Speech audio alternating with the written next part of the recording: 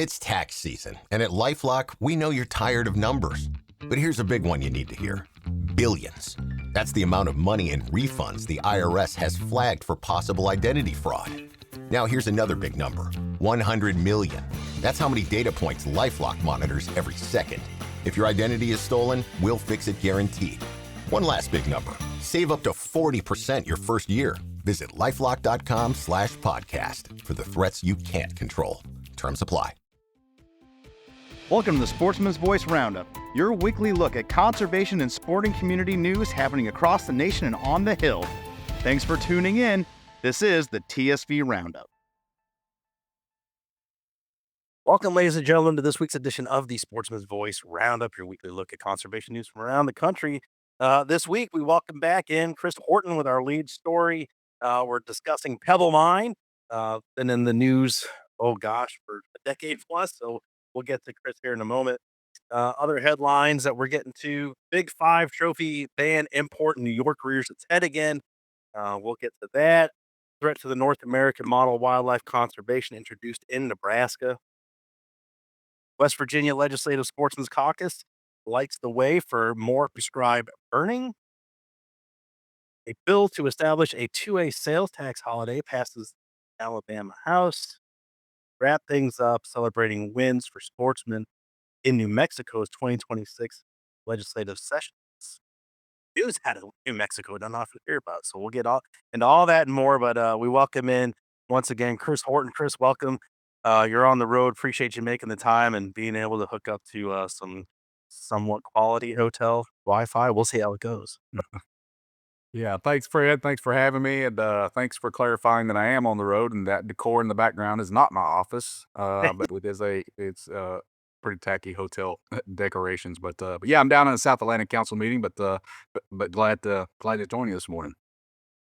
So the article headline here: the administration wades in for hunters, anglers, and a national treasure. As I mentioned at the top, we're talking Pebble Mine.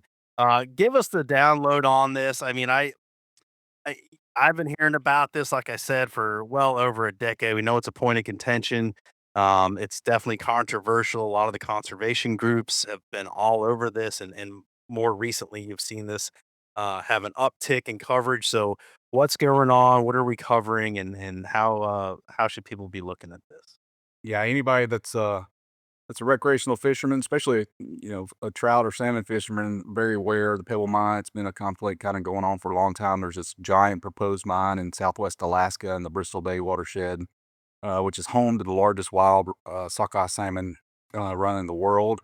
It's worth over $1 billion in the commercial fishing industry, and probably equal or more than that on the sport fishing side of things. It's certainly home. It's home to a number of native Alaskans that depend on those salmon runs and that watershed for their livelihoods. So there's a proposed mine, a big giant open pit mine that back in 2020, the first Trump administration, the Corps of Engineers denied the 404 fill and dredge permit for the mine. So that effectively stopped it then, and basically sent the proposers back to the drawing board. And then along the way, in 2023, the EPA issued a veto from their portion of the 404 permit, and the 404C specifically, which is, they don't use that one pretty often, but whenever they do, it's pretty definite. It basically says there's just no way this is not going to have adverse impacts, so therefore we're denying the permit. So obviously there's litigation going on about that 2023 EPA decision, and the federal government's brief in the case regarding the EPA's decision was due in January, but because of the shutdown last fall, they extended that to February, and on February 17th, the Department of Justice issued their brief, and it's a pretty good brief that solidly justifies the EPA's 2023 veto. So I mean, it was a big win for anybody that cares about Bristol Bay and for sportsmen and women. It's not done, but it put a pretty strong stake in the ground from the federal government's perspective that this mine as proposed is just not doable. there's so many pun intended downstream effects from these things, and not all things are equal. Certainly from our community's point of view and from an environmental point of view, this breeds disaster, and we have a certain perspective on it. But then, also you have this other perspective of being dependent on our own resources. So you hear this with other places around the country, especially lower 48, where we have these beautiful natural spaces. There's also rare earths, there's resources, there's oil, there's natural gas, and where's the balance? How do you strike it? But in this particular instance, proves extremely devastating to that fishery, to that environment, and again, the downstream effects. Just there's a solid no go. So, um, I think that's why we're really applaud the Trump administration for continuing to take a stance on behalf of, in our case, sportsmen and women who see that resource as a truly a national treasure. absolutely. All right, Chris, we thank you. I'll return you to your duties there in the South Atlantic Council. We appreciate you coming on and giving us the brief. No problem, Fred. Thanks, All right, sir. safe travels. All right, my thanks to Chris for that download there on his article. Appreciate it, especially being on the road. All right, let's get to the rest of the headlines here. As mentioned at the top, New York's Big Five trophy ban has advanced to a third calendar reading in the Senate. You may remember coverage of this in 2025, where we did engage. Um, we've talked about this topic before, insofar as wildlife management, two different models, but North American model uh, being the shining light on the hill, and then Africa through hunting, through big game hunting, monetizing the resource and giving it value. Where you have this hang up with importing these, air finger quote trophies, the hides, the parts, the horns, the antlers, whatever. People's personal bugaboos back here in the States and the animal rights crowd, and they want to dictate policy in foreign countries on a different continent, which is maddening. And the leaders of these countries repeatedly say, "Stop doing this. We depend on Western dollars. We depend on European and North American dollars. These are the people that pay and fund conservation. Without those conservation dollars, without people going over there through select harvest." Um, and putting money into that local economy, feeding the locals there, putting money into those economy, creating jobs, investing in anti-poaching, giving these animals a value beyond the aesthetics, allows them to thrive and rebound. So many populations of different critters, elephants specifically, so much so that elephants are considered a menace and vermin in some places, and if not for their value, lions, other predators, the locals would extrapolate them from the landscape. So this is Senate Bill 5014 that could upend wildlife management on the African continent. Um, Not a good deal, and those folks should hear from residents as well as others that go abroad. There's a threat to the North American model of wildlife conservation in Nebraska. It's this coming from Jake Gould, allowing landowners to profit from access to public trust wildlife resources on the basis of land ownership contradicts foundational conservation principles that have guided American fish and wildlife management policies. This is Nebraska Legislative Bill 1198. It would allow landowners to sell their limited landowner tags. Yeah, the framework would essentially privatize public wildlife resources and undermine the conservation principles that have guided management decisions for centuries. Yeah, that's a bad deal there. Nebraska, you folks got to get fired up and engaged there, and we can't have people trying to privatize a public resource like that. Um, I have more to say on that, but we're just not going to do it today. I don't have the voice for it. West Virginia, do a little prescribed burning. Legislative Sportsman's Caucus lights the way, pun intended, for more of that prescribed burn. By reducing barriers limiting prescribed burning on private property in a state that is more than 83% privately held.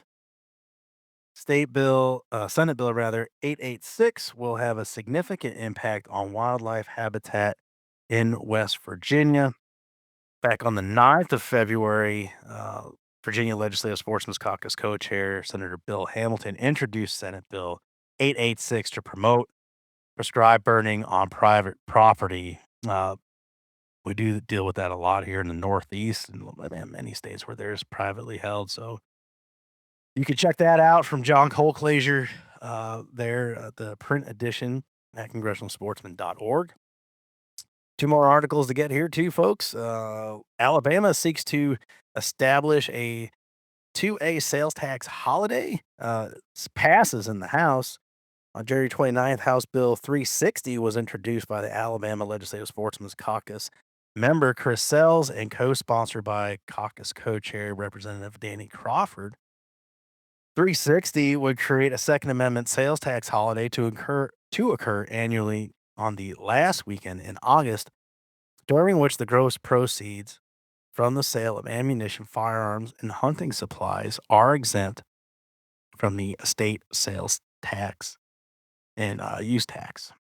360 cruised through the House Ways and Means and Education Committee, and on February 24th passed the Alabama House with a vote of 73 to 29. Again, you can find out more about that particular bill and its progress in our media center. Wrapping things up here, I chuckled at the headline here, celebrating wins for sportsmen in New Mexico. Not to bag on New Mexico, but so often we don't hear a lot of good news. Let's check this out here from Nate Serlin. CSF supported Senate Bill 104, establishing a process for the removal of fish and game commissioners, and supported appropriations included in House Bill 2, the annual budget, which both passed the legislature. CSF opposed Senate Bill 17, a bill which would have placed a burdensome restrictions on federal firearms license FFL dealers, while also banning the sale of modern sporting rifles and standard capacity magazines, which was defeated upon session adjournment after stalling in the House. And finally, CSF organized a successful New Mexico Legislative Sportsmen's Caucus cocktail reception and attended the New Mexico Camo at the Capitol rally, the House Natural Resource Committee dinner, and Ag Group partner meetings. Good to see the engagement there and celebrating some wins in the Southwest. All right, that's going to do it. Like I said, my voice is giving out, and we'll do it all again next week. Tune in tomorrow. Big feature. We're deep diving Oregon IP28, this disaster of a petition where some extremists, some eco-extremists, vegan extremists, whatever you want to call them, we get into all of it, tell you the background, who's doing what, their motivations, follow the money stuff. Trying to outlaw all consumptive use of any animals, protecting or taking away the ability for pest control, animal husbandry, training your dog. I mean, it's the whole thing's crazy. We've been talking about it for a couple of weeks here. Marie Newmiller and Amy Patrick from Oregon Hunters Association join me tomorrow, and we get into all that. You're going to want to share this one around, get folks fired up, especially those in Oregon. If they get these signatures, they're going to have to show up at the ballot and vote this thing down like we did in Colorado. Excuse me. So that features tomorrow. Definitely tune in. All right, we're out of here. As always, CSF is your inside connection outdoor legislation. We'll see you tomorrow. So long. Thanks for joining us on this edition of the Sportsman's Voice podcast. Ladies and gentlemen, your support is crucial, and you can help us out right now by leaving a review, filling in those 5 stars where available, sharing this episode with friends and family, and engaging with us socially. CSF can be found on Facebook, Instagram, and X, formerly known as Twitter. Together, we can protect the outdoor sports we love and continue to keep you informed wherever you are. That's it for this week. Until next time, we'll see you later.